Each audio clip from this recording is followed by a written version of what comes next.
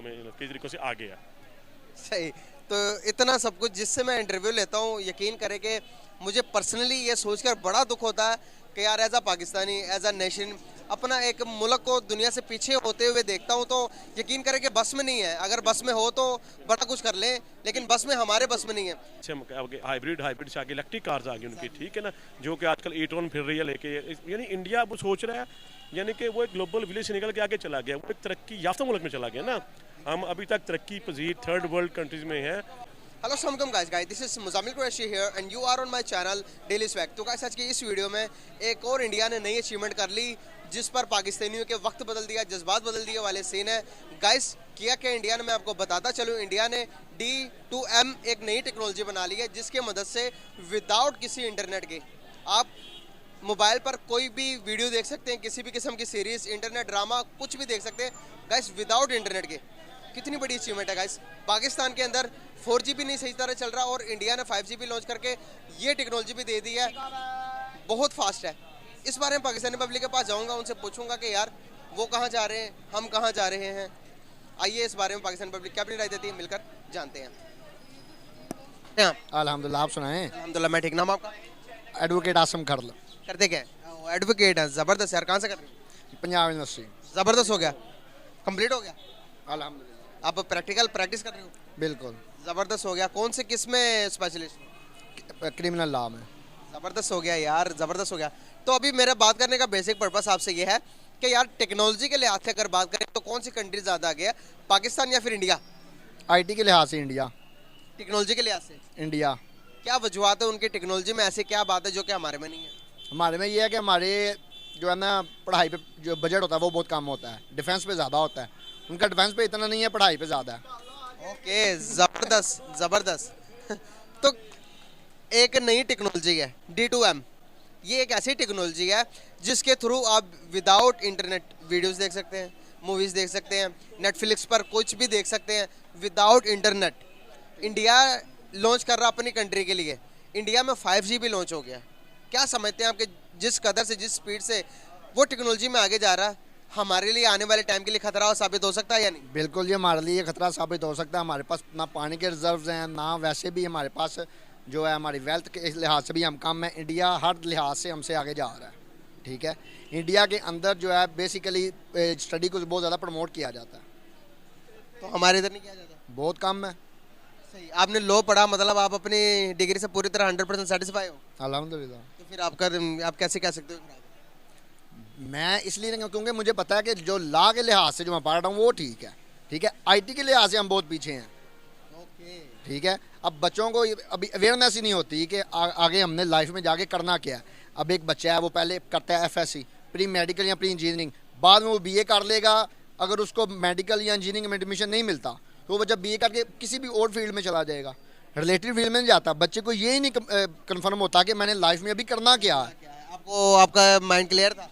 मेरा अल्हम्दुलिल्लाह क्लियर था। फैमिली में वकील है तो इसलिए उनकी वजह से मुझे भी इसी फील्ड में आना पड़ा। बने ज़बरदस्त। तो एक और टेक्नोलॉजी के बारे में बात करूंगा। 5G लॉन्च करते साथ ही नरेंद्र मोदी ने, इंडिया के जो प्राइम मिनिस्टर हैं, उन्होंने क्या किया, बैठकर मुंबई के अंदर बैठकर एक गाड़ी चला रहे हैं जो कि टेक्नोलॉजी के पूरी टेक्नोलॉजी पर है।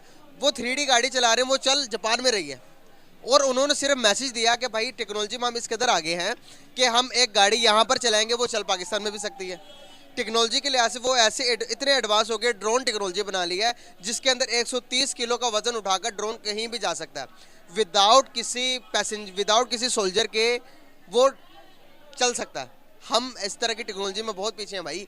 क्या समझते हैं आप, क्या ज़रूरी है टेक्नोलॉजी में एडवांस होना, कितना ज़्यादा ज़रूरी है आज के इस टाइम के अंदर? जैसे कि आप अभी बता रहे हैं कि टेक्नोलॉजी में वो 130 kg गेन करके बगैर किसी पैसेंजर के वो फ्लाई कर सकता है उनका ड्रोन, ठीक है। हमारे यहाँ ये है कि डिफेंस निज़ाम में बजट तो जाता है लेकिन बेसिकली उतना लगता नहीं है, ठीक है। अभी तालीम पे जितना हमें फोकस करना चाहिए ना, उससे ज़्यादा फोकस हम क्या कर रहे हैं, मेट्रो ट्रेन बना दो और इन लाइन बना दो, ठीक है, डिफेंस। और उसके बाद हमारे लिए तो सेहत के लिए भी कुछ नहीं है, ठीक है।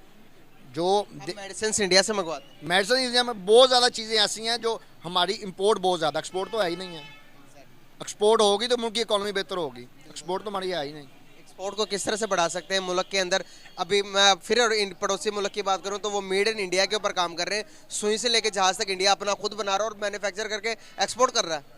दुबई खरीद रहा है, उसके बाद मिडल ईस्ट पूरा खरीद रहा है, या यूरोप जापान सब कुछ खरीद रहे हैं, इंडिया पर रिलायबल कर रहे हैं। दुनिया वर्ल्ड की 5th लार्जेस्ट इकोनॉमी बन गया है यार, हम कहाँ स्टैंड कर रहे हैं?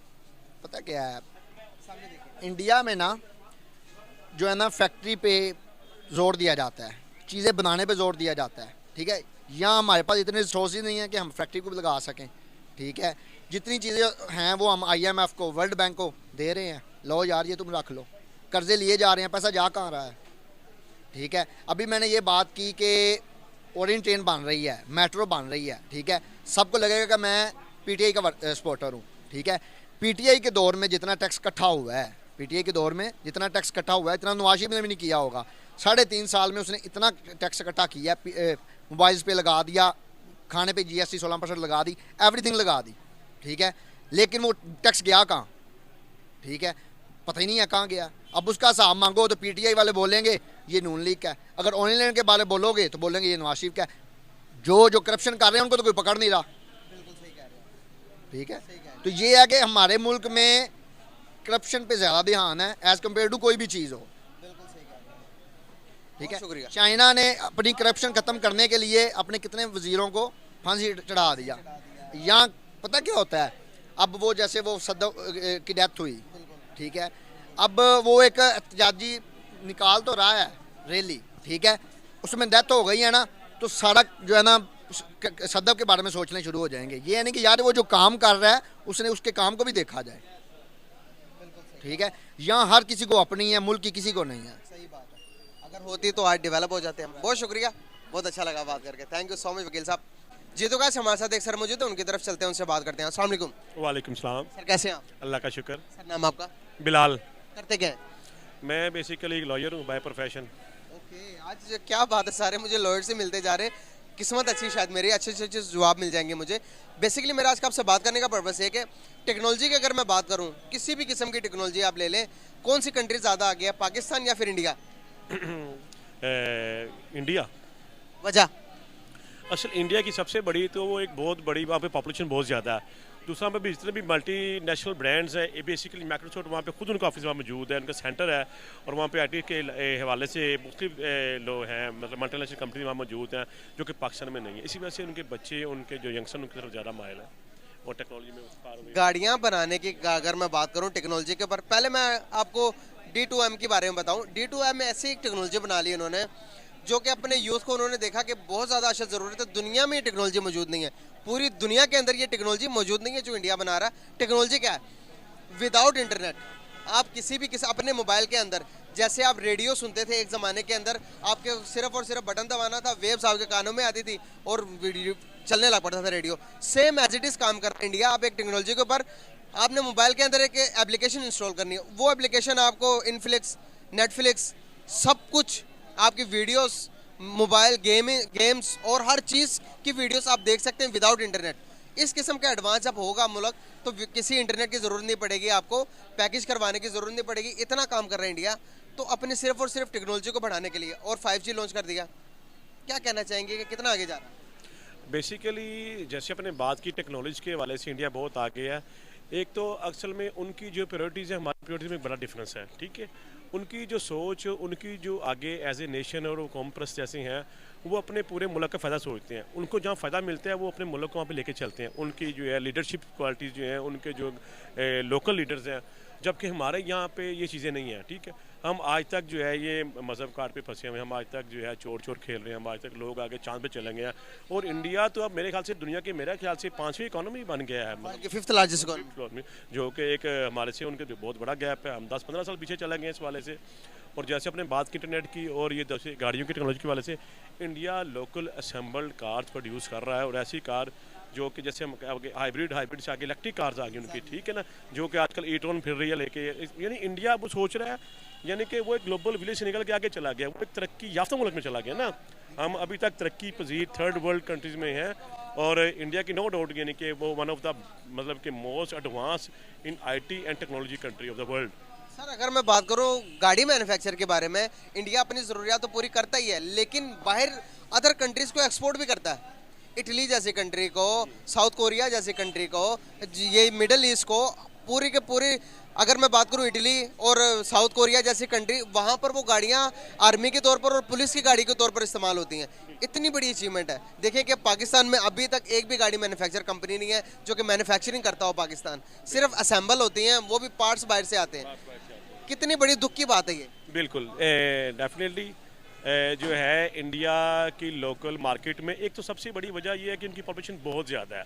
जितनी पॉपुलेशन ज़्यादा है उतनी ज़्यादा लेबर सस्ती पड़ेगी। जैसे चाइना है, जापान है, जर्मनी है, इटली है, इनकी यानी कि सबसे बड़ी वजह यह है कि उनकी पॉपुलेशन ज़्यादा है, लेबर कम है, लोकल प्रोडक्शन की जो है उनको वो चीज़ें सूट करती हैं, उनका माहौल जो है वो बिजनेस फ्रेंडली है ना। जबकि पाकिस्तान में जगह जगह हडल क्रिएट करनी पड़ती है। आप खुद अपनी कोई चीज़ मैनुफैक्चर नहीं कर सकते, आपको नंबर ऑफ इंस्टीट्यूशन आपको इन्वॉल्व हो जाएंगे, यार बताओ बनाई के हैं। अब पीछे जो है पाकिस्तान ने शुरू की है गाड़ियाँ लोकल संभल करनी, जैसे प्रिंस है और दूसरी तीसरी गाड़ी में सुनने में आ रहा है कारण। और ये एक बड़ा खुशहाली इक़दाम है कि पाकिस्तान को भी आगे जाके इस रेस में जो है पार्टिसिपेट करना चाहिए और आगे बढ़ना चाहिए। बिल्कुल सही। आने वाले टाइम के अंदर अगर हम अपने आप को सिक्योर नहीं करते, टेक्नोलॉजिकल एडवांसमेंट की तरफ नहीं जाते, तो आपको नहीं लगता कि जो हमारे नेबर कंट्रीज है, जो हमारे दुश्मन कंट्रीज है, वो हमें खड़ा होने देंगी अपने पाँव पर? देखें, जो आज से जो 1000 ईयर्स पहले जो चीज़ें थी ना, तब थी वार ऑफ स्टोन्स होती थी। अब जो वार फिर आगे आ गई, यानी कि थर्ड वर्ल्ड में जो वार आ रही है वो एक तो कोल्ड वार आ गई, फिर आगे से टेक्नोलॉजी वार आ रही है, साइबर वार आ गई है। यानी आपकी चीज़ें बैठे बैठे यहाँ पे मैं आपके कंप्यूटर हैक कर देता हूँ, आपकी सारी चीज़ें स्टील कर ली, आपकी इंस्टीट्यूशन के ऊपर जो है इन्वेड कर दिया मैंने, आपकी प्राइवेसी को इन्वेड कर दिया, आपकी सिक्योरिटी को इन्वेड कर दिया। इसीलिए अगर हम लोग आज अभी से, आज 2022 है, अगर हमने हम चीज़ों पे कंसंट्रेट नहीं किया तो हम लोग बड़े पीछे चले जाएंगे और फिर शायद हम सर्वाइव भी नहीं कर सकेंगे। तो आगे जो वक्त आ रहा है, जो ईरा आ रहा है, वो टेक्नोलॉजी का है। हमें इस तरफ कंसंट्रेट करना चाहिए, इस तरफ हमारी गवर्नमेंट को भी जो है मतलब कि इस तरफ सोचना चाहिए।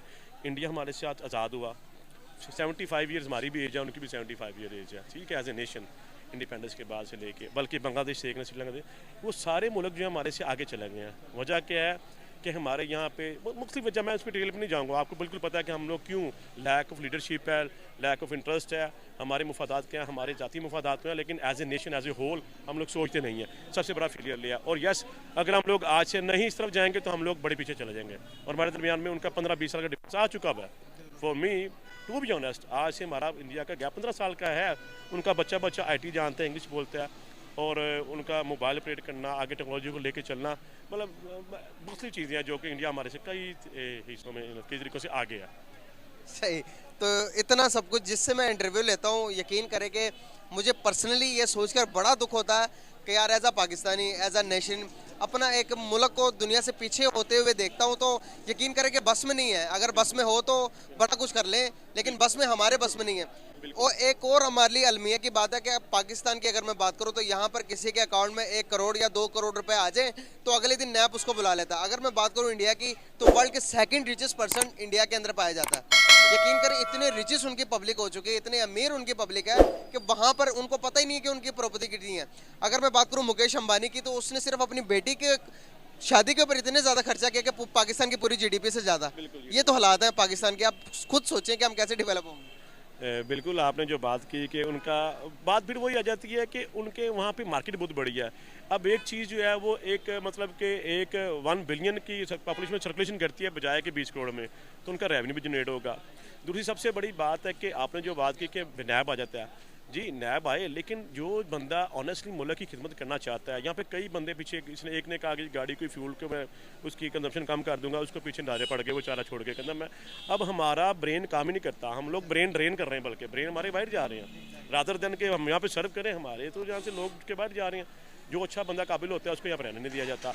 असल में सबसे बड़ी बात यह है कि यहाँ पे माफियाज इतने स्ट्रॉन्ग हो चुके हैं कि वो किसी बंदे को कोई नई चीज़ इन्वेंट करने ही नहीं देते। ठीक है, जब मुझे पता लगेगा कि मेरी बात सुनी जाएगी, मुझे मुझे पाकिस्तानी गवर्नमेंट मुझे जो है वो एक्नॉलेज करेगी और मेरी प्रोडक्ट को वो जो है ऑन करेंगे, तो ध्यान तो मैं पीछे नहीं हटूंगा। लेकिन इंडिया में या दूसरे मुल्क में जो आप बात कर रहे थे, हमारी नेबरिंग कंट्री में, उनके यहाँ पे फ्रेंडली चीज़ें हैं, ठीक है, बिजनेस फ्रेंडली है, ठीक है, टेक्नोलॉजी के वाले से फ्रेंडली हैं, और लोगों को वो जो है आगे से वो करते हैं, पुशअप्स करते हैं, ब्रदर पॉजिटिवली पुश करते हैं कि यस यू मे गो, ये आपकी चॉइस है, ये आपकी फील्ड है, हम आपको पूरा फाइनेंस करते हैं, हम आपको पूरा एक्नॉलेज करेंगे और आपकी प्रोडक्ट को हम लोग लॉन्च करेंगे। ये चीज़ें जब होंगी तो डेफिनेटली पाकिस्तान भी तरक्की करेगा और हम देखिए नामीज नहीं है, पाकिस्तान विल इंशाल्लाह बाउंस बैक, इंशाल्लाह पाकिस्तान तरक्की करेगा और मेरी होप्स पाकिस्तान के साथ हैं, क्योंकि वो यार पाकिस्तानी और पाकिस्तान सबसे पहले है। बहुत शुक्रिया, वकील साहब हमारे साथ मौजूद थे, उनसे बात किया, बहुत अच्छा लगा सर बात करके। Thank you so much. Next